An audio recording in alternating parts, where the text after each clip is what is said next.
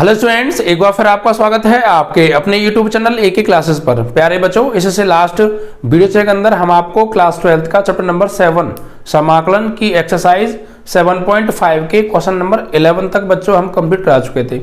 I hope कि वो questions आपको अच्छे से समझ में आ गए होंगे और आपने उन क्वेश्चंस की हेल्प से इस एक्सरसाइज का कॉन्सेप्ट भी समझ लिया होगा। बच्चों क्वेश्चंस लेंथी हैं बट बहुत ज़्यादा इंपॉर्टेंट हैं और सिंपल भी हैं, हार्ड नहीं है। अगर आपने कॉन्सेप्ट को अच्छे से समझ लिया तो कोई दिक्कत नहीं है। सिर्फ फ्रैक्शन को चेक करना है आपको कि वो किस टाइप की फ्रैक्शन है, जो है फर्स्ट टाइप की, सेकंड टाइप की, थर्ड टाइप की। तीनों टाइप की फ्रैक्शंस मैं समझा चुका हूँ, ठीक है। 7.5 के फर्स्ट वीडियो में बेसिक मैंने समझाया था। अगर जिन लोगों ने नहीं देखा है तो आप जाके प्लेलिस्ट में देख लें बच्चों, ठीक है। फिर इन क्वेश्चंस को करें तो तीनों टाइप की फ्रैक्शंस पहचानो, उसको फिर ब्रेक करो उसी फॉर्म में और नॉर्मली फिर कंपेयर करके ABCD के मान निकाल के वापस उसी में रखो और इंटीग्रेशन कर दो। इतना है, ठीक है बच्चों।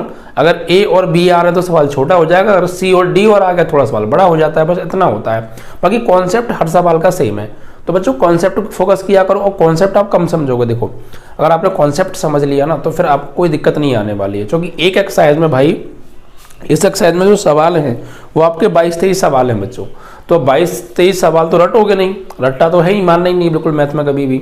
सिर्फ कॉन्सेप्ट समझना है। अगर आपने हर एक्सरसाइज का कॉन्सेप्ट समझ लिया, इस एक्सरसाइज का कॉन्सेप्ट समझ लो कि भाई फ्रैक्शन वाले क्वेश्चन आते हैं, 3 टाइप की फ्रैक्शन होती हैं, उनको ब्रेक करते हैं, कंपेयर करते हैं, ABC के मान लगाते हैं, निकालते हैं, वापस वहीं रख देते हैं और इंटीग्रेशन कर देते हैं, बस पूरी एक्सरसाइज खत्म।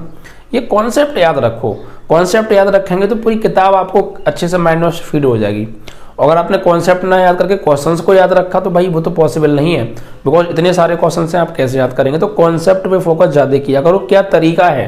कॉन्सेप्ट मीन्स क्वेश्चन को करने का तरीका क्या है, उस तरीकों को याद रखा करो, ठीक है बच्चों। चलिए तो आज हम नेक्स्ट क्वेश्चन 11 के बाद क्वेश्चन नंबर 12 की ओर बच्चों बढ़ने वाले हैं। तो प्लीज़ बच्चों वीडियो को ज़्यादा से ज़्यादा शेयर कर दीजिएगा। अगर आप हमारे चैनल पर नए हैं तो बेल आइकन को दबा के चैनल को सब्सक्राइब कर लीजिए बच्चों, जिससे कि हमारे आने वाली हर वीडियो नोटिफिकेशन आपके पास सबसे पहले पहुंच जाएगा, ठीक है बच्चों। और वीडियो को यार ज़्यादा से ज़्यादा शेयर किया करो। चलिए तो क्वेश्चन चलने वाला है बच्चों आपका अब 12। तो देखिए 12 मैंने क्या बताया था, एक मैंने पॉइंट आपको बताया था बच्चों। क्या मैंने ये बताया था कि जब भी हम कभी इसको फ्रैक्शन क्वेश्चन से करेंगे तो इसका रूल ये है, आंशिक भिन्न से अगर हम करेंगे तो अंश की घात हमेशा हर की घात से छोटी होनी चाहिए, बराबर भी नहीं होनी चाहिए। अगर बराबर या बड़ी है तो उसको भाग दे के पहले छोटी बनाएंगे, फिर उसको इंटीग्रेशन लाइक बनाएंगे, ठीक है। क्योंकि डायरेक्ट इंटीग्रेशन ऐसे नहीं हो सकता है, ओके। चलिए तो क्वेश्चन नंबर 11 में भी बच्चों यही बात है। एक्चुअली जो घात है ना वो छोटी है, ऊपर वाली अंश वाली घात बड़ी है, बड़ी है, तो उसको छोटी बनाएंगे पहले, ठीक है। देखिए कैसे। 11 एक्चुअली यहाँ पर हमें दे रखा है क्वेश्चन नंबर 12 है, 11 तो हमने करा दिया था ना। 12 में हमें दिया है x का cube plus x plus 1 and divide by x square minus 1। तो देखिए यहाँ पर सबसे बड़ी घात 3 है और यहाँ सबसे बड़ी घात 2 है, जबकि होना उल्टा चाहिए था, ऊपर वाली छोटी और नीचे वाली बड़ी होनी चाहिए थी, बट ऊपर वाली बड़ी नीचे वाली छोटी हो गई। तो इसको पहले क्या करेंगे, भाग दे के छोटा बनाएंगे। तो देखिए इसको भाग देते हैं पहले बच्चों, तो भाग देंगे धर्म साइड में। तो हमें भाग देना है बच्चों x का क्यूब प्लस x प्लस 1 में, और किससे भाग देना है, नीचे जो लिखा है उसी से, x स्क्वायर माइनस 1 से। भाग देने का सबसे सिंपल कॉन्सेप्ट, इसको इस जैसा बनाओ। इसका जो पहला पद है x स्क्वायर, इसका पहला पद है x क्यूब, तो x स्क्वायर को x क्यूब जैसा बनाओ। अब x स्क्वायर को x क्यूब बनाने के लिए किसकी जरूरत है वो ले लीजिए। तो भाई यहाँ पर x की घात 3 है, यहाँ x की घात 2 है, तो एक घात की कमी है, इट मीन्स कि x की घात 1 की कमी है। तो x की घात 1 बार जाएगा भाग, जितने की कमी होती है ना उतनी बार भाग जाता है। तो x की घात 1 की कमी है, अगर यहाँ पे x की घात 1 और बढ़ा दें तो x की घात 3 बराबर हो जाएंगे। तो जितने की कमी है वो यहाँ लिख दो। अब इसका मल्टीप्लाई इसमें करो, ठीक है भाई। जितने की कमी थी वो हमने यहाँ लिख दिया, इतने बार भाग चला गया, इसका मतलब ये हो गया। अब बच्चों इस x से इसमें आपको भाग देना है, ठीक है। तो x से भाग देंगे आप इसमें, तो भाग नहीं मल्टीप्लाई, x से मल्टीप्लाई करेंगे आप इसमें, ठीक है। तो x का मल्टीप्लाई x स्क्वायर में करेंगे तो क्या हो जाएगा प्यारे, x का मल्टीप्लाई करेंगे x स्क्वायर में तो यहाँ आएगा x क्यूब, फिर x का मल्टीप्लाई माइनस 1 में तो माइनस के x। उसके बाद क्या प्रोसेस रहता है, इसको माइनस करते हैं, घटाते हैं। तो घटाने पर ये जो मैं काम कर रहा हूँ ये आप रफ में भी कर सकते हैं या फिर आप एग्जाम कॉपी में करके भी दिखा सकते हैं, नो प्रॉब्लम, ठीक है। लिख दीजिएगा अंश की घात हर की घात से बड़ी है अतः उसको छोटी करने पर, इतना कर दीजिएगा। अब घटाएंगे तो बच्चों नीचे इसका सिंबल चेंज, ये प्लस का है तो माइनस का और ये माइनस का है तो प्लस का। अब जो नए सिंबल लगाए ये काम करेंगे, पुराने वाले बेकार, इससे ये कट गया। x प्लस का है और यहाँ भी प्लस का x है तो कितना हो गया 2x और प्लस 1। अब देखिए जैसे ही ये वाली घात छोटी हो जाए इस वाली से, सोई समझ आइए, काम खत्म। तो यहाँ पर देखिए ये घात 1 है और यहाँ 2 है तो ये छोटी हो गई, बस इससे आगे भाग नहीं देना अब आपको, ठीक है, इससे आगे आपको भाग नहीं देना है बस। अब आप क्या करेंगे, इसको लिखेंगे कैसे, देखिए लिखना कैसे है।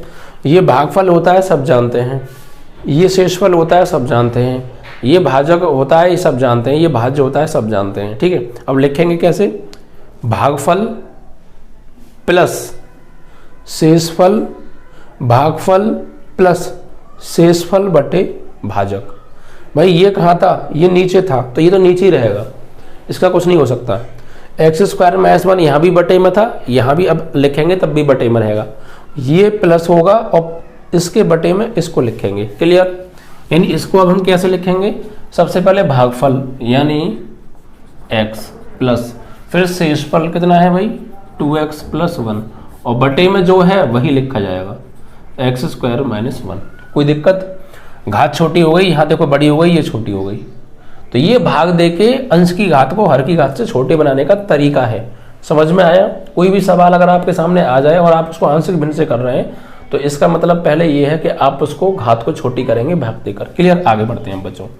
तो यहाँ पर देखिए x ऊपर 2x प्लस 1 और नीचे बच्चों ये फॉर्मूला बन गया a square minus B square. तो एक बार जोड़ दो और एक बार घटा दो, 1 टाइम प्लस 1 टाइम माइनस।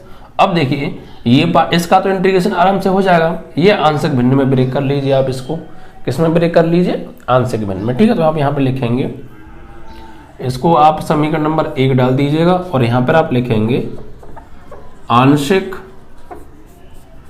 भिन्न से। सिर्फ इस वाले पार्ट को हम आंशिक भिन्न से कर रहे हैं, इससे हम कुछ नहीं कर रहे, हम इसका मान निकाल रहे हैं। इसका मान जो भी आएगा सी की जगह लगा देंगे, फिर उसका इंटीग्रेशन कर देंगे।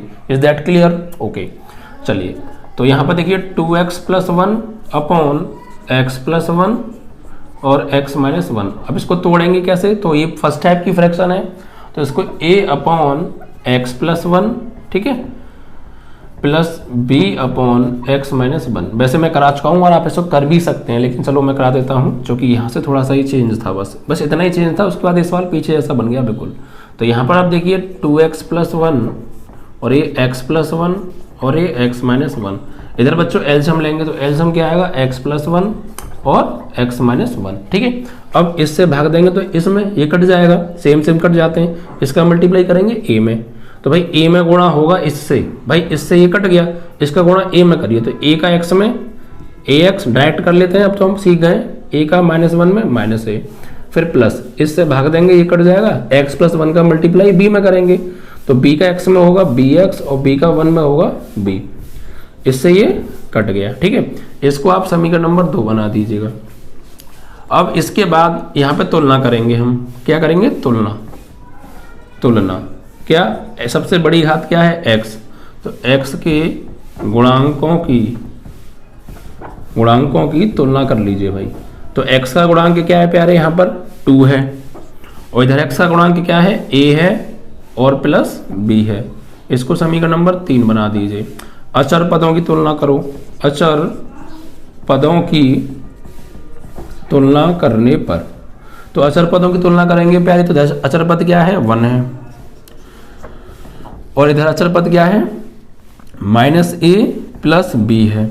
इसको समीकरण नंबर 4 बना दीजिए। अब देखो 3 और 4 को जोड़ेंगे तो प्लस a और माइनस a कट जाएंगे, तो यहाँ पे लिखेंगे समीकरण 3 प्लस 4 करने पर, 3 और 4 को जोड़ दीजिए आप, ठीक है। तो जब हम इसको जोड़ेंगे भाई तो देखिए यहाँ माइनस का a है प्लस का a है, कट जाएगा। जोड़ेंगे तो गौर दीजिए, माइनस का a और प्लस का a कट जाएगा। 2 और 1 3 जोड़ने पर कितना आ जाएगा 3, 2 और 1 3, 1b और 1b 2b, 2 को भेज दीजिए डिवाइड में भाई, तो 3/2 इज इक्वल टू b। तो b की वैल्यू आ गई। यहाँ तक कोई दिक्कत भाई, हमने इनको जोड़ा तो जोड़ने पे plus a minus a cut गए, 2 और 1 3, बी और बी 2b, 2 को भेज दिया डिवाइड में, तो b की वैल्यू आ गई बस। अब a की वैल्यू और निकालनी है, तो इसको आप या तो थर्ड में रख दो या फोर्थ में, तो पुट इन फोर्थ, थर्ड में रख दो, चलो थर्ड में रख दें भाई। तो b की जगह क्या लगाना है 3/2, तो 2 तो है बच्चों बराबर a प्लस b की जगह 3/2, 3/2 को ले आओ उधर, तो इधर आके हो जाएगा माइनस का 3/2 बराबर क्या बचा a। यहाँ ले लो बच्चों एलसीएम, 2 दूनी 4, 2 2 जा 4 हो गया, और 4 से माइनस करेंगे 3 को तो 1 बचेगा, और अपॉन में 2 का 2 बराबर a की वैल्यू क्या आ गई 1/2। एलसीएम लेना है बस, 2 दूनी 4, 4 में 3 गया 1 और बटे में 2, तो a और b के मान आ गए बस। अब a और b के मान कहाँ रख देने हैं आपको, यहाँ पर सेकंड में। a व b के मान समीकरण 2 में रखने पर, हम 2 में क्यों रख रहे हैं, क्योंकि हमने यहाँ पे आंशिक भिन्न में जो तोड़ा था ना उसको हमने समीकरण 2 बनाया, तो जहाँ आंशिक भिन्न में तोड़ते हैं वहीं रखते हैं a और b के मान, ठीक है। तो यहाँ पर देखिए 2x + 1 तो आपका ये है अपॉन x + 1 x - 1 बराबर। अब देखिए बच्चों a की वैल्यू क्या है प्यारे, a की जो वैल्यू है वो हमने निकाली है अभी 1/2, तो 1/2, और ऑलरेडी अपॉन में क्या चल रहा है बच्चों x + 1, ठीक है, प्लस b की वैल्यू क्या निकाली है हमने 3/2, और अपॉन में क्या चल रहा है पहले से ही x - 1, बस ये आ गई हमारी वैल्यू। किसकी वैल्यू आ गई भाई 2x + 1 upon x + 1 into x - 1 की, यानी इस पार्ट की वैल्यू आ गई पूरी। अब ये वैल्यू, इस पार्ट की वैल्यू क्या है ये है, तो इसकी जगह पर इस पार्ट की वैल्यू लगा दें, ठीक है। तो अब आप इसको लिख दीजिए पुट इन फर्स्ट इक्वेशन, समीकरण 1 में इन दोनों मानों को यहाँ पर रखने पर इसकी वैल्यू ये है, तो यही वैल्यू उठा के हम कहाँ रख देंगे बच्चों इसकी जगह पर, तो लगा दीजिए भाई। तो x तो पहले से अवेलेबल है यहाँ पर, प्लस इसकी वैल्यू क्या है ये 1/2 x + 1 प्लस 3/2 x - 1, बस। अब इसका कर दीजिए समाकलन, तो समाकलन करने से पहले यहाँ पर हमें समाकलन लेना पड़ेगा, तो यहाँ लिख दीजिए समाकलन लेने पर, तो समाकलन लेंगे भाई यहाँ पर हम, तो क्या होगा इंटीग्रेशन x dx प्लस 1/2 बाहर, इंटीग्रेशन 1/x + 1 और dx, यहाँ भी इंटीग्रेशन का सिंबल आ जाएगा, तो 3/2 इंटीग्रेशन dx अपॉन x - 1, ठीक है। अब इसका आप इंटीग्रेशन कर दीजिए, तो भाई x का समाकलन x की पावर 1 का, तो x की पावर 2/2 प्लस 1/2 तो है 1/x किसका काम करेगा log mod x का, भाई 1/x जैसा आ जाएगी, यहाँ पे x की घात 1 है तो ये 1/x वाला फॉर्मूला काम बन जाएगा, लेकिन यहाँ पे x की घात 2 होती है तो फिर 1/x का काम नहीं करता फॉर्मूला, ठीक है। पावर 1 हो x की तो 1/x वाला यूज फॉर्मूला कर सकते हैं हम यहाँ पे।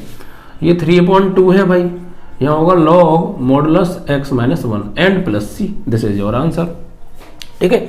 इतना आप कर सकते हैं, चाहे तो सभी में से 1/2 कॉमन आ रहा है 1/2 कॉमन ले सकते हैं, इससे ज़्यादा आपको समझ करना, यही आपका आंसर माना जाएगा। Is that clear? बस सुना करो मैं क्या बोल रहा हूँ, वहाँ फोकस, इट मीन्स दैट कि कॉन्सेंट्रेशन बहुत ज़रूरी है। अगर आपका कॉन्सेंट्रेशन है मेरे ऊपर तो फिर कोई दिक्कत नहीं आने वाली है, मेरे बोलने पर, मेरे लिखाने पर। मैं रियल बता रहा हूँ, हर चीज़ को मैं बोलता हूँ यार, हर पॉइंट को बता के चलता हूँ।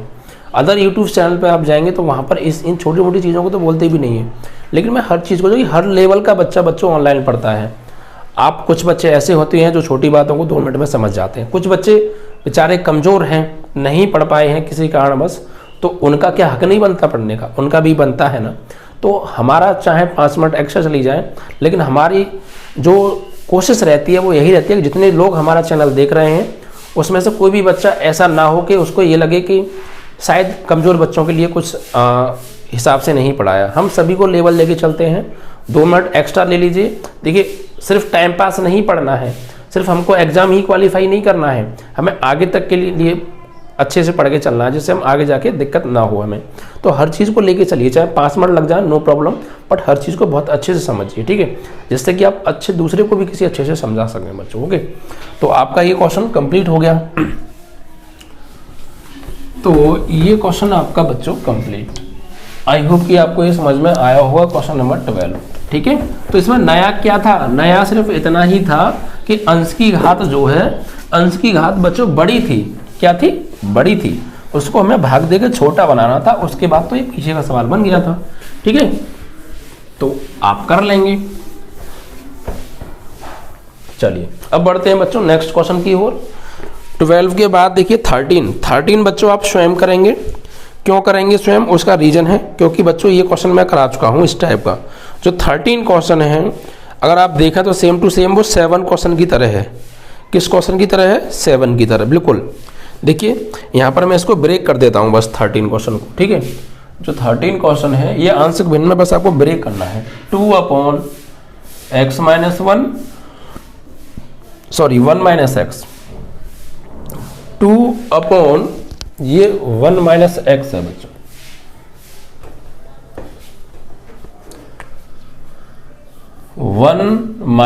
-x, ठीक है, एंड 1 + x²। तो देखिए ये वाली फ्रैक्शन तो बन जाएगी फर्स्ट टाइप की और ये बन जाएगी बच्चों थर्ड टाइप की। तो इसको आंशिक भिन्न में कैसे तोड़ेंगे, यहां लिखेंगे आप आंशिक भिन्न से। तो 2/1 - x 2/1 - x और ये 1 + x²। तो जब आप इसको ब्रेक करेंगे बच्चों तो देखिए कैसे ब्रेक करेंगे। ये तो फर्स्ट टाइप की है तो पहले टाइप से ब्रेक हो जाएगी, a/1 - x और ये plus b/1 + x², 1 + x², bx + c upon 1 + x²। ऐसा क्यों किया प्यारे हमने, क्योंकि यहाँ पर जो गुणनखंड है उसमें x की घात 2 है, x की घात 1 होती है तो वो फर्स्ट टाइप की फ्रैक्शन बन जाती है, होल स्क्वायर होता है तो वो सेकंड टाइप की फ्रैक्शन बन जाती है। अगर सिर्फ अंदर फैक्टर में x की घात 2 या 3 होती है तो वो थर्ड टाइप की फ्रैक्शन बन जाती है। तो थर्ड टाइप की फ्रैक्शन तो को ब्रेक करने का तरीका है कि यहाँ पर x की घात 2 है तो bx + c अपॉन 1 + x²।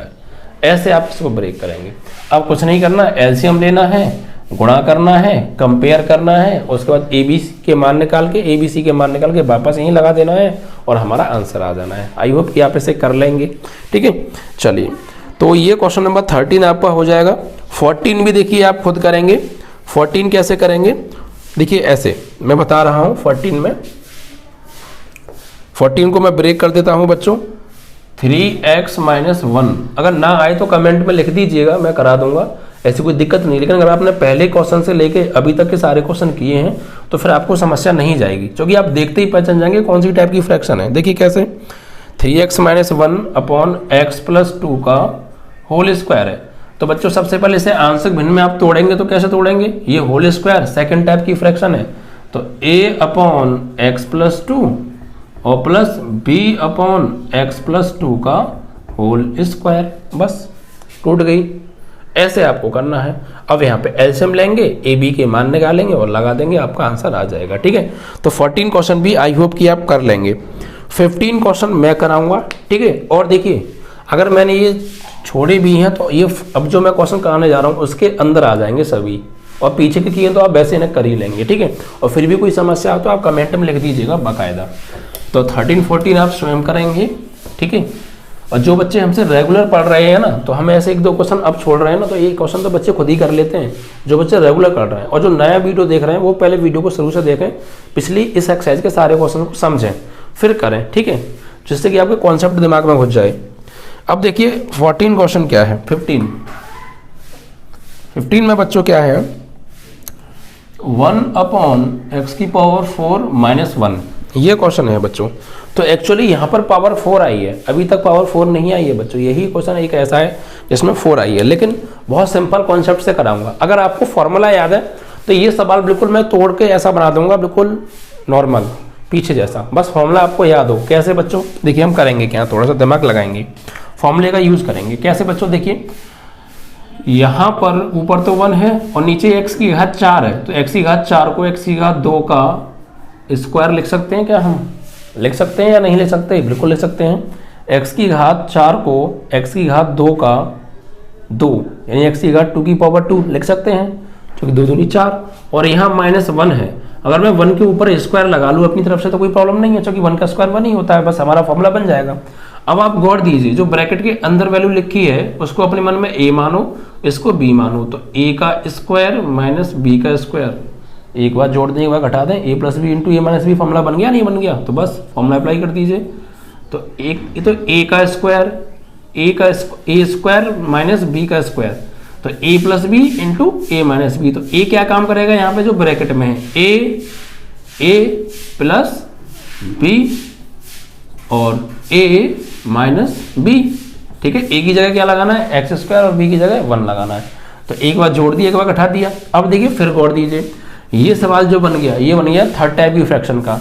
तो आप इसको यहीं पर डायरेक्ट थर्ड टाइप की फ्रैक्शन में ब्रेक कर भी कर सकते हैं। यहीं पर आप इसको डायरेक्ट थर्ड टाइप की फ्रैक्शन में ब्रेक करके कर सकते हैं, क्योंकि देखो यहाँ पे x की घात 2 आ रही है, यहाँ x की घात 2 आ रही है। तो ये ब्रेक कैसे होगा, मैं बता देता हूँ ऐसे ही कि ax plus B upon X square plus 1, ax plus B upon X square plus 1 plus, ये भी देखो इसी टाइप का है, तो cx plus D, ax plus B upon X square plus 1, और आगे इसको दूसरे वाले को ब्रेक करेंगे तो ये भी सी थर्ड टाइप की फ्रैक्शन है। तो फिर अब शुरू होगा सी से, cx plus D upon X square minus 1, उससे करें कोई दिक्कत नहीं है। या फिर इसको मैं आधा सवाल फर्स्ट टाइप की फ्रैक्शन का बनाता हूँ। अब कैसे, देखो यहाँ पर 1 है, इसके ऊपर स्क्वायर लगा दूँ तो कोई दिक्कत है, 1 का स्क्वायर तो 1 ही होता है भाई, 1 को 1 का स्क्वायर लिख सकते हैं हम। तो 1 अपॉन ये एक्स स्क्वायर प्लस 1, इसका तो कुछ हो नहीं सकता, क्योंकि हम यहाँ पे स्क्वायर लगा लेंगे तो ए स्क्वायर प्लस बी स्क्वायर, ये फॉर्मूला नहीं होता है, मतलब होता तो है, निकाल लें तो ताड़ के, लेकिन उससे बात नहीं बनेगी। लेकिन यहाँ पर एक्स स्क्वायर माइनस 1 का स्क्वायर, ये फिर से वही फॉर्मूला बन गया, एक बार जोड़ दो और एक बार घटा दो। अब देखिए ये टूट गया सवाल पूरा। तो ये सेकंड टाइप की फ्रैक्शन हो, थर्ड टाइप की फ्रैक्शन हो गई, और ये दोनों फ्रैक्शंस हैं फर्स्ट टाइप की। अब इनको आप ब्रेक कर दीजिए, आंसर बनने से लिख दीजिए। तो भाई कैसे ब्रेक करेंगे आप इनको, देखिए ये पहले तो थर्ड टाइप की फ्रैक्शन है, इसे लिखेंगे हम ए एक्स प्लस बी बटे एक्स स्क्वायर प्लस 1, और ये दोनों फर्स्ट टाइप की हैं। तो अब यहाँ सी अपॉन एक्स प्लस 1 और plus D upon x minus 1। ठीक है, ऐसे आपको करना है। बस यहाँ के बाद तो वही प्रोसेस है जो हम हर सवाल में कर रहे हैं, कंपेयर करो, ए बी सी डी के मान निकालो, वापस लगाओ, इंटीग्रेशन करो, आंसर लाओ। ठीक है, चलिए तो इसको बना देते हैं हम इक्वेशन नंबर 1। अब बच्चे एलसीएम लीजिए आप, तो 1 upon X square plus 1 x plus 1 x minus 1। ठीक है भाई, ये है। अब देखिए इधर जो एलसीएम आएगा वो यही आएगा जो यहाँ लिखा है। तो एलसीएम क्या आएगा, x square plus 1 x plus 1 x plus 1 और इंटू एक्स माइनस 1। ठीक है, अब देखिए भाग दीजिए, एक्स स्क्वायर प्लस 1 से एक्स स्क्वायर प्लस 1 कट जाएगा, बचे कौन से, ये दोनों। इन दोनों का मल्टीप्लाई कहाँ होगा, ए एक्स प्लस बी में। तो ए एक्स प्लस बी में गुणा होगा, इससे भाग देंगे तो भाई यही तो कटेगा, इन दोनों का गुणा होगा, किसमें, इसमें। देखो अगर इन दोनों का हम गुणा करेंगे तो क्या आ रहा है, एक बार जुड़ रहा है एक बार घट रहा है, तो कौन सा फॉर्मूला बन गया, फॉर्मूला हो गया ये बंद, ए स्क्वायर माइनस बी स्क्वायर। तो ए स्क्वायर माइनस बी स्क्वायर, कोई दिक्कत थोड़ी है। ठीक है, इन दोनों को ऊपर एक साथ लिख दो या इन दोनों का गुणा करके लिख दो, एक ही बात है ना। ऐसे अब देखिए x प्लस 1 से भाग देंगे तो x प्लस 1 कटेगा, बचे कौन से, ये बचा और ये दोनों बचे, इन दोनों का मल्टीप्लाई कहाँ होगा, c में। तो प्लस c में गुणा होगा एक्स स्क्वायर प्लस 1 और x माइनस 1। ठीक है, x प्लस 1 से x माइनस 1 कट गया, ये दोनों बचे, इन दोनों का मल्टीप्लाई d में करिए आप। तो d में गुणा होगा किससे, एक्स स्क्वायर प्लस 1 और x प्लस 1 से। ठीक है, बस अब उसके बाद ये एलसीएम तो आपका कट गया, सेम सेम है। यहाँ पर थोड़ा सा सवाल बड़ा क्यों होगा बच्चों, क्योंकि ए बी सी डी भी आ रहे हैं, ई तक आते हैं बच्चों सवाल। तो साइज को देख के ना डरें, सिर्फ कॉन्सेप्ट को समझें। ठीक है बच्चों, चलिए तो यहाँ पर आपका 1 तो चल ही रहा है, और बराबर में देखिए इनका आपस में गुणा कीजिए आप। तो ए एक्स का गुणा एक्स स्क्वायर में करेंगे तो ए और एक्स का एक्स स्क्वायर में एक्स क्यूब, ए एक्स का माइनस 1 के स्क्वायर यानी 1 में करेंगे तो माइनस का ए एक्स, बी का एक्स स्क्वायर में बी एक्स स्क्वायर, बी का माइनस 1 स्क्वायर में तो माइनस के बी आएगा। अब इनका आपस में गुणा करो बच्चों। तो देखिए यहाँ पर पहले इन दोनों ब्रैकेटों का कर लो, प्लस सी एक्स स्क्वायर का एक्स में एक्स क्यूब, एक्स स्क्वायर का माइनस 1 में माइनस एक्स स्क्वायर, 1 का एक्स में एक्स और 1 का माइनस 1 में 1, प्लस डी, यहाँ भी इसी तरीके से एक्स स्क्वायर का एक्स में एक्स क्यूब, एक्स स्क्वायर का 1 में एक्स और 1 का एक्स में एक्स, सॉरी एक्स स्क्वायर का एक्स में एक्स क्यूब, एक्स स्क्वायर का 1 में करेंगे तो यहाँ एक्स स्क्वायर आएगा। ठीक है, और 1 का करेंगे एक्स में तो एक्स और 1 का 1 में 1। ठीक है। अब यहाँ पर 1 इज इक्वल टू, यहाँ पर क्या करो, इसे थोड़ा सॉल्व कर लो, ए एक्स क्यू, यहाँ पर देखिए माइनस के ए एक्स प्लस के बी एक्स स्क्वायर माइनस के बी। अब देखो यहाँ पे मल्टीप्लाई करेंगे हम, सी का अंदर करेंगे तो सी एक्स क्यू, सी का एक्स स्क्वायर में सी एक्स स्क्वायर, सी का एक्स में सी एक्स और सी का माइनस 1 में सी। डी का करेंगे डी एक्स क्यू, डी का एक्स स्क्वायर में डी एक्स स्क्वायर, डी का एक्स में डी एक्स और डी का 1 में डी। ये हो गया मल्टीप्लाई। साइज क्यों बढ़ रहा है थोड़ा सा, क्योंकि इसमें डी भी आ गया है बच्चों, ठीक है। तो कोई दिक्कत है क्या, यहाँ तक हम नॉर्मली सब कुछ कर रहे हैं, मल्टीप्लाई कर रहे हैं, जैसा कॉन्सेप्ट है वही यूज कर रहे हैं।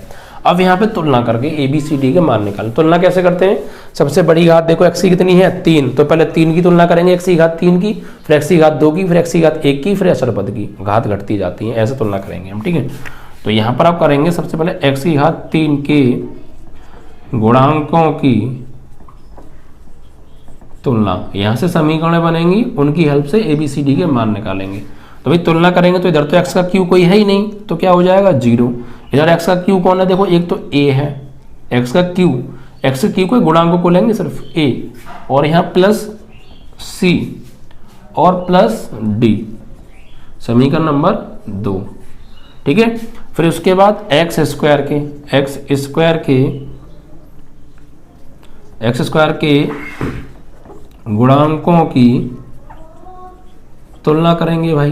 तो एक्स स्क्वायर के गुणांक क्या है यहाँ पर देखो, तो यहाँ पर जो एक्स स्क्वायर के गुणांक हैं वो हैं भाई, इधर तो कोई है ही नहीं तो 0, इधर अगर हम बात करें तो b है और माइनस सी है और प्लस डी है, प्लस डी। ये इक्वेशन नंबर 3 आ गई, ठीक है।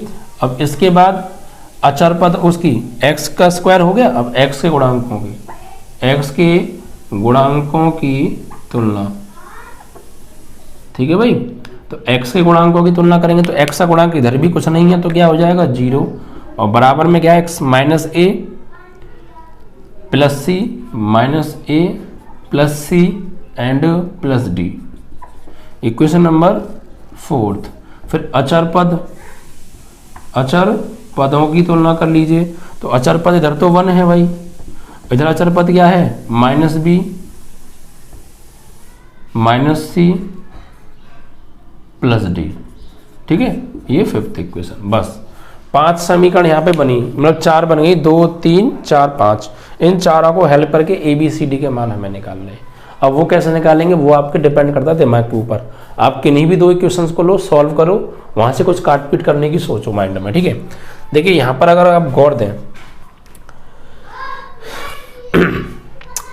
देखिए अगर आप यहाँ पे गौर देंगे तो क्या हो सकता है, ये बी सी डी के रूप में है और एक ये बी सी डी के रूप में है। अगर हम इनको जोड़ेंगे तो बी से बी कट जाएगा, सी और डी जुड़ जाएंगे, यहाँ भी डी और सी जुड़ जाएंगे, ठीक है। तो सी और डी के रूप में एक समीकरण मिल जाएगी। अगर आप यहाँ पे देखें तो यहाँ भी ए से ए कट जाएगा और सी और डी के रूप में एक समीकरण मिल जाएगी। मतलब मेरा कहने का ये है कि किन्हीं 2 वेरिएबल के रूप में 2 समीकरण बना लीजिए, किन्हीं 2 कांस्टेंट के रूप में, यानी या तो ए बी के रूप में 2 समीकरण बना लो, या बी सी के रूप में, या सी डी के रूप में, जैसे आपको अच्छा लग रहा हो।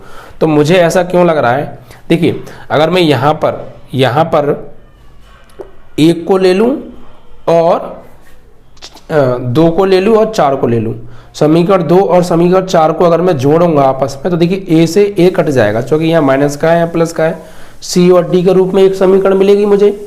ऐसी समीकरण 3 और 4 को अगर मैं जोड़ूंगा तो देखिए यहाँ पे प्लस का बी है, माइनस का बी है, कट जाएगा। सी और डी के रूप में मुझे एक समीकरण मिलेगी, तो 2 समीकरण मिलेंगे सी और डी के रूप में। फिर उन दोनों को सॉल्व करके सी और डी के मान निकाल लूंगा, फिर सी और डी के मान उठा के किसी एक में लगा देना, तीसरे का मान आ जाएगा, ठीक है, ऐसे करके। तो यहाँ पर हम क्या करने वाले हैं, जोड़िए आप समीकरण 2 और 4 को जोड़ने पर यहाँ पर करते हैं बच्चों, ठीक है। यहाँ पर आ जाते हैं, तो समीकरण 2 + 4 करने पर, तो समीकरण 2 क्या है भाई हमारी, 0 = a + c + d, और समीकरण 4 है हमारी 0 = -a c + d। तो जोड़ेंगे भाई, इससे कट गया, ये 0, c और c 2c, d और d 2d, ठीक है। अब देखिए 2 कॉमन ले आ रहा है, 2 कॉमन लेके 0 में भेज दें तो 0 ही हो जाएगा भाई। 2 कॉमन लेंगे उसे 0 में गुणा कर इधर भाग दे देंगे तो 0 ही आएगा, और यहाँ क्या बचेगा C प्लस डी। ये समीकरण बन गई आपकी 6, ठीक है। ऐसे ही आप 3 और 5 को जोड़िए, तो समीकरण 3 प्लस 5 करने पर, तो समीकरण 3 क्या है, 0 बराबर, यहाँ जोड़ देते हैं, ठीक है, इधर यहाँ पे, तो 0 बराबर b minus C plus D, B minus C plus D, और समीकरण 5 क्या है, 1 बराबर minus B minus C plus D. तो जब इसको जोड़ेंगे प्यारे हम, तो जोड़ेंगे तो देखिए क्या होगा, माइनस बी से प्लस बी कट जाएगा, 0 और 1 1, और यहाँ सी और सी माइनस के 2c, और डी प्लस के 2d। यहाँ से देखो 2 कॉमन आ रहा है, 2 कॉमन लेके यहाँ पर तो 1 है, ठीक है, यहाँ 1 है ना, कोई दिक्कत नहीं है। तो यहाँ पर ऐसा कीजिए, बस आप इसको इतना ही छोड़ दीजिए, ठीक है।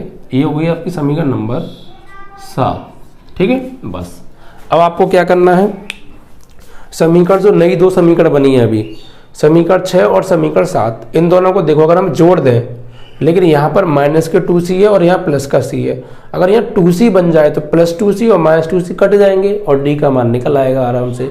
तो आप ऐसा कीजिए, समीकरण 8 के 7 में जोड़ दीजिए समीकरण 6 को, लेकिन समीकरण 6 में 2 से गुणा कर लो। तो यहाँ लिखेंगे समीकरण 6 को 2 से गुणा करके समीकरण 7 के साथ जोड़ने पर, ठीक है।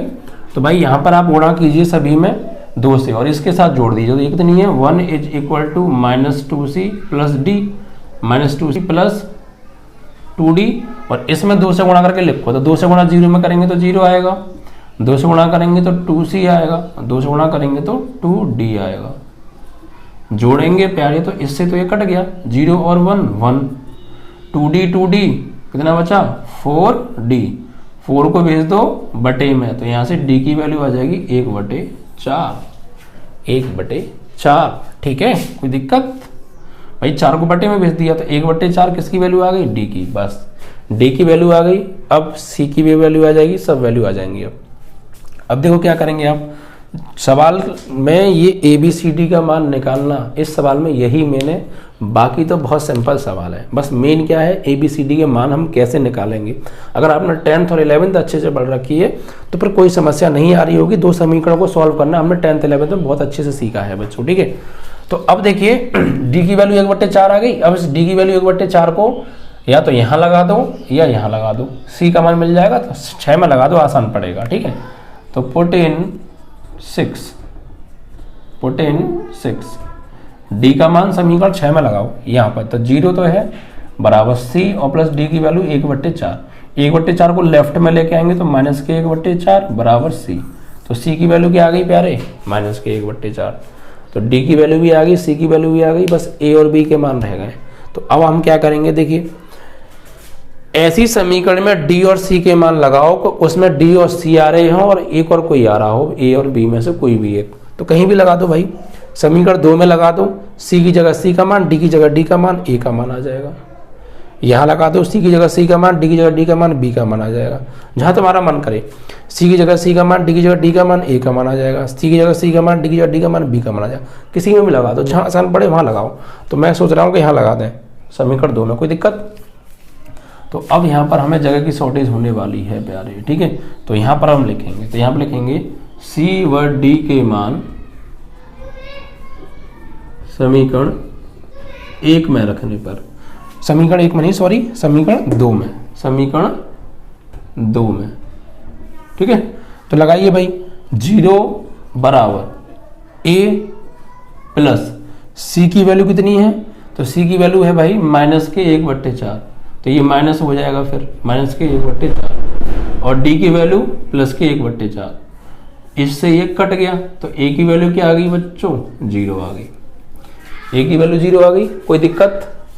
अब एक और रह गया B, तो ऐसा कीजिए C और D के मान लगा दो, कहाँ पे, समीकरण 3 में लगा दो, सही है। तो अब आप लिखेंगे C व D के मान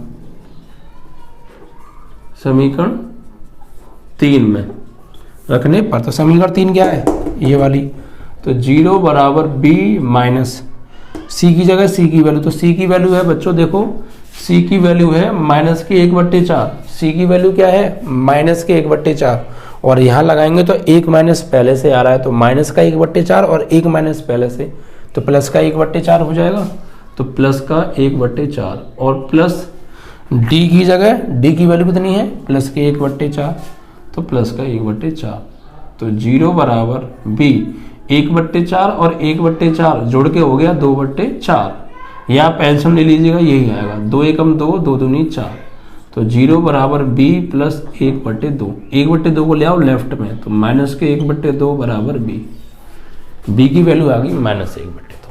ऐसे करके चारों मान हमारे पास आ गए ए बी सी डी के।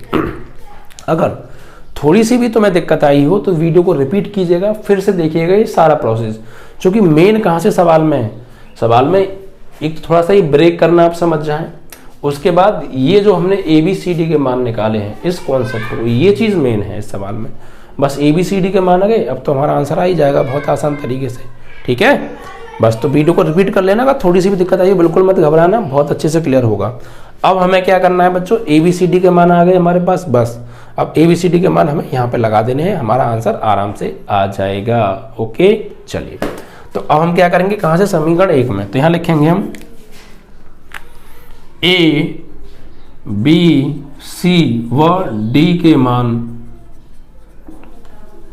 समीकरण 1 में रखने पर, तो लगाइए बच्चों समीकरण 1 में ए बी सी डी के मान। समीकरण 1 क्या है हमारी, ये रही, तो ये चल रहा है हमारा, इसको थोड़ा सा जगह शॉर्टेज होने की वजह से ऐसे कर लें, फायदा हो जाएगा अपना जमीन के लिए। देखो 1/x² + 1 x + 1 into x minus 1, आप चाहो तो इसकी जगह पर ये भी ले सकते हो, क्योंकि बात एक ही है।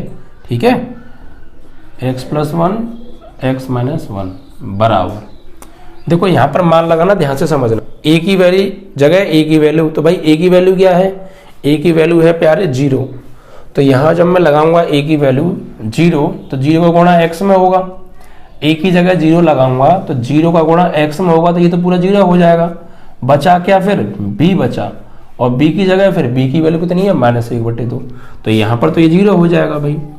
यहाँ पर देखो a की जगह हम लगाने वाले हैं 0 x, और b की जगह -1/2, तो प्लस था ये, लेकिन यहाँ -1/2 हो जाएगा। ठीक है, और बटे में x² + 1 चल रहा है, a की जगह a का मान 0 x माइनस b की जगह -1/2। ठीक है, यहाँ प्लस c की जगह c की वैल्यू कितनी है भाई, -1/4, तो ये प्लस की जगह क्या आ जाएगा फिर माइनस, जो कि प्लस था लेकिन ये माइनस आके उसने उसको माइनस बना दिया, तो -1/4, और बटे में क्या चल रहा है प्यारे, x + 1। ठीक है, अब यहाँ पे आ जाओ d की जगह पर, प्लस d की वैल्यू कितनी है 1/4, d की वैल्यू कितनी है 1/4, तो यहाँ लगाओ d की जगह 1/4, और बटे में क्या चल रहा है x माइनस 1। यहाँ तो कोई दिक्कत, ये चीज़ तो है ही आपकी। अब आप देखिए यहाँ पर आप समाकलन ले लीजिए, समाकलन लेने पर, तो समाकलन लेंगे तो समाकलन dx / x² + 1 बोल दो, और इसको x + 1 x माइनस 1 बोल दो, बराबर, ये तो 0 हो गया, -1/2 को ले लो आगे, और इंटीग्रेशन dx / 1 को पहले लिख लें 1 + x², कोई दिक्कत नहीं है, यह -1/4 को आगे ले लो, dx / x + 1, यह +1/4 को आगे ले लो, dx / x माइनस 1। अब कर दीजिए आप इसका समाकलन और आपका आंसर। ठीक है, समाकलन कर दीजिए, जब समाकलन करेंगे बच्चों तो ये 1/2 तो कांस्टेंट है, ये देखिए 1/1 + x² किसका फॉर्मूला हो गया, tan 1x, tan 1x का, -1/4, 1/x की पावर 1 है, तो 1/x क्या हो जाएगा, ये हो जाएगा log mod x + 1। ठीक है, और प्लस 1/4, ये भी log mod x माइनस 1, और प्लस c। ठीक है, बस यही आपका आंसर है, आप यहाँ छोड़ सकते हैं, आपका करेक्ट आंसर माना जाएगा।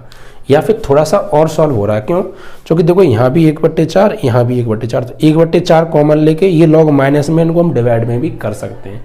इतना आप कर सकते हैं, कोई प्रॉब्लम नहीं है। देखिए मैं यहाँ पे कर देता हूँ, इसके बराबर में ये आंसर आपका यहाँ भी ठीक है, आप छोड़ सकते हैं बिल्कुल, लेकिन बुक से हो सकता है बुक में उन्होंने यहीं छोड़ दिया हो, मुझे नहीं पता। हो सकता है 1/4 कॉमन लेके इसको डिवाइड दे दिया हो, पता नहीं। तो मैं कर रहा हूँ जहाँ तक सॉल्व हो रहा है नॉर्मली, वरना आप बुक के ऊपर मत जाइए, मैं आपको पहले भी समझा चुका हूँ। हाँ, कैलकुलेशन मिस्टेक हो गई है तो आंसर मिसमैच है तो वो तो गलती है, बट अगर आपने सही किया है, जरूरी नहीं किताब मैंने थोड़ा आगे और सॉल्व किया हो या पीछे छोड़ दिया हो, तो बुक में तो हम आंसर शीट नहीं लेके जाएंगे ना पेपर में, तो वहाँ तो हमें एक अपनी स्ट्रेटेजी बनानी पड़ेगी कहाँ तक सॉल्व करना है। तो मैं पहले ही बता चुका हूँ, समाकलन अवकलन शुरू से मैंने पढ़ाया था, तभी से मैं बात चिल्लाता हूँ कि आप सिर्फ कॉन्सेप्ट पे फोकस करें, ठीक है। अपना एक नॉर्मल तरीका बनाया कहाँ तक हमें सॉल्व करना है। अवकलन कर दिया, नॉर्मल सॉल्व करो छोड़ दो, समाकलन सॉल्व किया, समाकलन कर दिया, नॉर्मल सॉल्व करो छोड़ दो। हाँ, अगर प्रूफ करना है तो वहाँ तक जाना है, वो एक बात अलग है, ठीक है। तो अब देखिए क्या करना है, यहाँ पे हम क्या करेंगे, 1/2 तो आपका चल ही रहा है, और tan इनवर्स x 1/4 1/4 1/4 ले लो कॉमन, अंदर क्या बचेगा, प्लस वाली वैल्यू पहले लिखो, log mod x - 1, और यहाँ बचा माइनस के, भाई ये प्लस वाली 1/4 कॉमन लेके ये पहले लिख लिया, और यहाँ से 1/4 कॉमन लेके यहाँ पे बचा log mod x + 1 bracket close plus c। तो ये हो गया आपका 1/2 tan इनवर्स x प्लस 1/4 तो है, ये log माइनस में तो किस में हो जाएगा, डिवाइड में, तो log mod x - 1 upon x + 1 and plus c, this is your answer. आपका ये भी आंसर हो सकता है। तो एक लाइन बढ़ जाए, अगर आपको नहीं आ रहा है आगे करने के लिए, आप नहीं कर पा रहे हैं, तो बिल्कुल भी परेशान होने की आपको ज़रूरत नहीं है, ठीक है, क्योंकि हमारा आंसर ये भी माना जाएगा, ठीक है भाई। गलत थोड़ी होता है, आप 1/2 आंसर लिखाओ या इसका इसमें भाग देकर 0.5 लिखाओ, दोनों ही ठीक हैं, दोनों ही ठीक हैं भाई। पॉइंट में ही तो हो गया है, हमने पॉइंट में नहीं सॉल्व किया, कोई दिक्कत थोड़ी है। 1/2 गलत थोड़ी हो जाएगा, 1/2 भी आंसर ठीक है, 0.5 भी ठीक है। तो ऐसे ही यहाँ पर यहाँ छोड़ दें, ये भी ठीक है, थोड़ा और सॉल्व करके लिख दें, ये भी ठीक है। Is that clear? चलिए, तो ये देखा आपने एक थोड़ा सा बड़ा क्वेश्चन था। आई होप कि अभी तक का सबसे बड़ा क्वेश्चन यही है, क्योंकि इसमें बच्चों डी तक आ गए हैं। ए हमने पढ़ा है, बी तक पढ़ा है, सी तक पढ़ा है, बट डी आ गया है, तो डी और ई आएगा तो आप समझ सकते हैं कितना बड़ा होने वाला है। ये सिर्फ क्यों बड़ा हो रहा है कि ये डी आया है, क्योंकि 4 समीकरण बनी यहाँ पे, ई आ जाएगा तो 5 समीकरण बनेंगी, फिर पांचों को सॉल्व करेंगे, फिर ABCD का मान निकालेंगे, फिर लगाएंगे इंटीग्रेशन। तो कॉन्सेप्ट क्या है, कॉन्सेप्ट तो वही है हर बार। अब चाहे ऐसे 50 क्यों ना आ जाए, जो है आपकी जेड तक क्यों ना आ जाए, कितना भी बड़ा क्यों ना हो जाए, हमें कॉन्सेप्ट पता है, जेड तक दे दो भैया, टाइम ही तो लगेगा, हम सॉल्व कर देंगे, क्योंकि कॉन्सेप्ट हमारे दिमाग में घुस गया ना बस। तो बस आप ये मत घबराइए साइज क्या है, बस आप बिना गलती करे सावधानी से अच्छे से सवाल को सॉल्व कीजिए, प्रैक्टिस आप घर पे कीजिए, जिससे कि आप एग्जाम में मिस्टेक ना करें। सावधानी बहुत जरूरी है, आप समझते हैं, इतना तो आप समझदार हैं भाई, सावधानी तो हर जगह जरूरी है। जब तक आप सावधानी नहीं बरतेंगे तो गलती होने के चांसेस बढ़ जाएंगे, ठीक है। और एक्यूरेसी थोड़ा सा अगर आप करेंगे तो सही रहेगा, और साफ साफ राइटिंग में करके आना भाई, सीधा 8 नंबर में सवाल आएगा। ये कितने में? 8 नंबर में, ठीक है। शकल देख लेना, सवाल क्या है बच्चों, सवाल था 1/x⁴ - 1। बस क्या करना है, 1 की पावर बनाओ, फॉर्मूला बनाओ, फिर 1 की पावर बनाओ, फिर फॉर्मूला बनाओ, फिर ब्रेक कर दो, ABCD का मान निकाल लो, लगा दो आंसर, ठीक है। तो ये आपका बच्चों क्वेश्चन नंबर था 15 कंप्लीट हुआ। अब देखिए 16 इंपॉर्टेंट क्वेश्चन है बच्चों, ये 14 बहुत ज़्यादा, 15 इंपॉर्टेंट था, 16 भी बहुत इंपॉर्टेंट क्वेश्चन है। देखिए 16 में क्या करेंगे, 16 क्वेश्चन इंपॉर्टेंट है बच्चों, ठीक है। देखिए कैसे, समझिए, यहाँ पर जो सवाल दे रखा है ये 1/x x⁴n+1 है। इस क्वेश्चन में बच्चों देखिए क्या है, क्यों इंपॉर्टेंट है, तो कि यहाँ पर बच्चों हमें इसका करना है समाकलन। तो हमने जो विधि पढ़ रहे हैं वो हम पढ़ रहे हैं आंशिक भिन्न, या कोई और विधि से भी आप इसको नहीं कर पाएंगे डायरेक्ट। क्यों? क्योंकि यहाँ पर एक्चुअली बच्चों x⁴n आ रहा है, अगर यहाँ 1 आता या 2 आता n की जगह पर, तो हम इसको आंशिक भिन्न में तोड़ देते और हमारा आंसर आ जाता आराम से। बट यहाँ पर n आ रहा है, ये n ही गड़बड़ कर रहा है। तो यहाँ पर इसको हम आंसर की भुन्न की फॉर्म में कैसे चेंज करेंगे, वहाँ थोड़ा सा आपको ट्रिक है, इसकी ट्रिक याद रखनी पड़ेगी आपको, ठीक है। तो टेक्निकल क्वेश्चन है और बोर्ड एग्जाम में ज़्यादातर ऐसे ही क्वेश्चन पूछे जाते हैं बच्चों, ठीक है। होते तो आसान है बट थोड़े टेक्निकल होते हैं। देखिए कैसे इसको हम क्या करें बच्चों, अगर हम देखिए यहाँ पे कुछ माने भी तब भी नहीं बात बनेगी। अगर मैं x की पावर n को मान लो t भी मान लूँ, x की पावर n को t मान लूँ, फिर x की पावर n का अवकलन करेंगे तो n x की पावर n-1 आएगा। बट यार n x की पावर n-1 मुझे कहीं दिख भी नहीं रहा है, ठीक है। तो यहाँ पर आपको थोड़ा सा दिमाग यहाँ ये चलाना पड़ेगा कि आप यहाँ पे अंश और हर में, अंश व हर में, क्योंकि भाई मैं यहाँ x की पावर n को t मानूंगा तो मुझे मिलेगा n x की पावर n-1, तो n x की पावर n-1 तो है नहीं, तो नहीं है तो आप यहाँ पे बना लेते हैं ना n x की पावर n-1। तो यहाँ पर अंश और हर दोनों में x की पावर n-1 से गुणा कर दो, क्या कर दो, गुणा, अंश में भी गुणा और हर में भी गुणा। तो भाई यहाँ पर गुणा करेंगे x की पावर n-1 थे तो x की पावर n-1, और यहाँ x तो पहले से है ही, और यहाँ पे गुणा होगा x की पावर n-1 से, और ब्रैकेट में क्या चल रहा है x की पावर n+1। कोई दिक्कत, इसी से मैंने ऊपर गुणा कर दिया, इसी से मैंने नीचे गुणा कर दिया। अब देखिए थोड़ा सा सॉल्व करें, x की पावर n-1 तो है, यहाँ पर ये x की पावर 1 है और यहाँ पर x की पावर n-1 है, यहीं ध्यान दीजिएगा, यहाँ पर x की पावर 1 है और यहाँ x की पावर n-1 है। तो मैंने आपको रूल बताया होगा कि जब कभी गुणा हो रहा हो और आधार सेम हो तो घातें जुड़ जाती हैं। तो यहाँ भी देखो गुणा हो रहा है, आधार सेम है तो घातें क्या होंगी, जुड़ेंगी। तो x की पावर n-1 तो है, ये 1 और जुड़ जाएगा तो +1, और ये ब्रैकेट में आपका चल रहा है x की पावर n+1, 1 से 1 कट गया, -1 से +1 कट गया ना, तो क्या बचा x की पावर n-1 अपॉन नीचे बचा x की पावर n बचा, बस वही तो कट गया, x की पावर n बचा और ब्रैकेट में x की पावर n+1। बस ये था थोड़ा यहाँ का ट्रिक वाला तरीका, ये इतना पार्ट ट्रिक का था। अगर आपने यहाँ पर इसको ध्यान दे लिया, आपने दिमाग लगा लिया, अगर मैं x की पावर n को मान लूँ तो n x की पावर n आएगा, तो यार मुझे ऊपर n x की पावर n x की पावर n-1 मिलना चाहिए।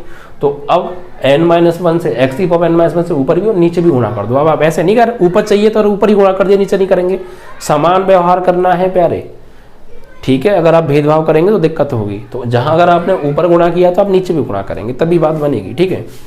क्योंकि किसी भी समीकरण को बैलेंस करने के लिए उसकी अगर लेफ्ट हैंड साइड और राइट हैंड साइड है तो दोनों साइड समान संख्या जोड़ो, समान संख्या घटाओ, समान संख्या से गुणा करो, समान संख्या से भाग करो, कोई दिक्कत नहीं पड़ती, सेम प्रोसेस रहता है। ऐसे अगर आपका कोई पार्ट है तो आपस में समान संख्या जोड़ दो, समान संख्या घटा दो, कोई फर्क नहीं पड़ेगा, क्योंकि जितना जोड़ा तो नहीं घटा दिया, जितने से गुणा करो उतने से भाग कर दो, तो इसलिए ठीक है।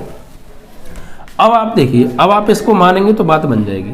अब मान लो यहाँ पे, तो माना x की पावर n बराबर t, इसका अवकलन तो n x की पावर n-1 और भाई x की पावर n का n x की पावर n-1 और फिर dx बराबर dt। अब हमें क्या मिल गया भाई, देखो ऊपर से n x की पावर n-1 की जगह मिल जाएगा। यहाँ पे एक काम और कर लो बच्चों, इंटीग्रेशन लगा लो, इंटीग्रेशन dx और लगा लो, ठीक है। हमने यहाँ पे समाकलन ले लिया। अब x की पावर n को t मान लो, तो n x की पावर n-1 dx बराबर dt। तो x की पावर n-1 dx की वैल्यू हमें यहाँ से मिल जाएगी, n को डिवाइड में भेज दो, तो x की पावर n-1 dx बराबर dt बटे n, ये वैल्यू आप लगा दीजिए कहाँ पे, यहाँ पे, आराम से बात बन जाएगी। कोई समस्या, x की पावर n-1 से ऊपर नीचे गुणा किया, यहाँ घातें जुड़ गई, -1 से +1 कट गया। अब x की पावर n को t मान लिया तो क्या मिला, n x की पावर n-1 dx बराबर dt। तो यहाँ से हमें सिर्फ किसका मान चाहिए, x की पावर n-1 dx, तो n को डिवाइड में भेज दिया, इसकी जगह ये वैल्यू लगा दीजिए आप यहाँ पे, ठीक है। तो देखिए लगाते हैं, तो यहाँ पर हम लगाएंगे तो इंटीग्रेशन x की पावर n-1 dx की वैल्यू क्या है, dt बटे n, तो dt बटे n, और यहाँ x की पावर n को हमने क्या माना है, t, x की पावर n को हमने क्या माना है, t और +1। अब ये 1/n को ले लो, आ गए आप, ठीक है, और इंटीग्रेशन dt अपॉन t+1 बन गया। अब ये आंसर के भिन्न में आप इसको तोड़ सकते हैं आराम से, ठीक है। कैसे तोड़ेंगे, देखिए यहाँ पर आप लिखेंगे, सिर्फ इस पार्ट को उठा लो आप, इस पार्ट को, ठीक है, इस वाले पार्ट को उठा लो आप, और वापस हम यही मान लगा देंगे, इसे बना दो समीकरण नंबर 1। तो हम किसको उठा रहे हैं, सिर्फ यहाँ पे 1/t+1, इस पार्ट को उठा रहे हैं, इसका जो भी मान आएगा वापस हम यहीं लगा देंगे, ठीक है। अब इसको आंसर गुणन से तोड़ी तो कैसे तोड़ेंगे, a upon T plus b upon T plus 1, a upon T plus b upon T plus 1। ठीक है, तो यही पार्ट यहाँ पे इसका मेन था, उसके बाद तो ये पिछला सवाल बन गया। ठीक है, अब इसका वो कर दीजिए, एलसीएम लीजिए, तो 1 अपॉन टी प्लस 1 बराबर यहाँ पे एलसीएम टी प्लस 1, इससे ही कट गया, a का गुणा करेंगे t प्लस 1 में, तो a का t में होगा भाई at, a का 1 में होगा a, इससे ये कट गया, t का b में करेंगे bt, इससे ये कट गया। अब तुलना करो, t की पावर 1 है यहाँ पर, यहाँ x नहीं है, अब t आ गया तो t की पावर 1, t के गुणांकों की क्या करेंगे भाई, तुलना। तो यहाँ पे तो t का गुणांक t तो है ही नहीं यहाँ पे कोई, तो 0 हो जाएगा। यहाँ पर a है और प्लस b है, समीकरण नंबर 2। फिर अचर पदों की करो, अचर पदों की तुलना करो भाई। तो अचर पद क्या है यहाँ पर, इधर तो 1 है, अचर पद 1 है, और इधर अचर पद क्या है a, तो a की वैल्यू क्या आ गई 1। अब a की वैल्यू 1 को यहाँ लगा दो समीकरण 2 में। ठीक है, तो यहाँ पे लगाएंगे, इसे लिख दीजिए पुट इन सेकेंड, तो भाई a की जगह लगा दो 1, तो 0 बराबर a की जगह 1 प्लस b, 1 को इधर ले आओ तो -1 बराबर b, तो b की वैल्यू आ गई -1। बस a और b के मान आ गए, a और b के मान उठा के कहाँ लगा देंगे आप, यहाँ पर इस समीकरण में यहाँ पे लगा दीजिए, यहाँ पर जो हमने तोड़ा था। ठीक है, तो 1 अपॉन टी प्लस 1 बराबर a की जगह a की वैल्यू कितनी है 1 अपॉन टी, b की जगह b की वैल्यू कितनी है भाई -1, तो b की जगह लगा दो -1 अपॉन टी प्लस 1। अब समाकलन ले लो, या फिर अभी क्यों समाकलन ले रहे हैं हम, बस हमें तो 1 अपॉन टी प्लस 1 का मान चाहिए था, यहाँ पे लगा दीजिए आप, यहाँ पे इंटू में 1 तो होगा ना, यहाँ 1 upon T plus 1, 1 upon T plus 1, तो 1 अपॉन टी प्लस 1 की वैल्यू क्या आ गई, ये यहाँ पे लगा दीजिए आप। तो यहाँ लिख दीजिए आप पुट इन फर्स्ट, यहाँ पे तो 1 अपॉन एन तो बच्चों चल ही रहा है, और इंटीग्रेशन यहाँ पर देखिए इसकी वैल्यू ये है, तो 1 upon T minus 1 upon T plus 1। ठीक है, और dt है आपका। अब इसका समाकलन अलग कर दो, तो 1 अपॉन एन को तो आप बाहर रखो, और इंटीग्रेशन 1 अपॉन टी dt, और minus integration dt upon T plus 1। ठीक है, इसको आप समाकलन कर दीजिए। अब तो 1 अपॉन एन तो है, 1 अपॉन टी का समाकलन क्या होगा, log mod t, और इसका होगा log mod t plus 1 plus c।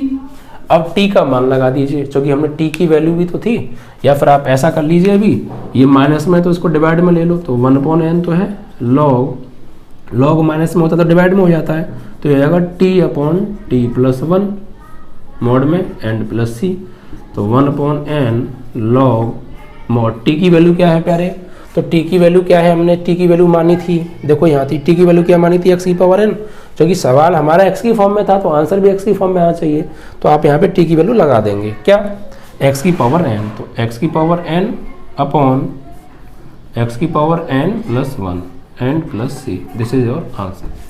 ऐसे आपको करेंगे, तो सवाल बड़ा नहीं है, बट ये ट्रिक की वजह से सवाल अच्छा है और इम्पोर्टेंट है, तो आप इसको अच्छे से प्रिपेयर कर लीजिएगा, क्योंकि बोर्ड एग्जाम में इसके आने की संभावना बच्चों बढ़ रही है। ठीक है, और आएगा ये क्वेश्चन, तो आपको ये क्वेश्चन बहुत अच्छे से प्रिपेयर कर लेना है बच्चों। ठीक है, चलिए, तो आई होप कि ये क्वेश्चन आपको समझ में आए होंगे बच्चों।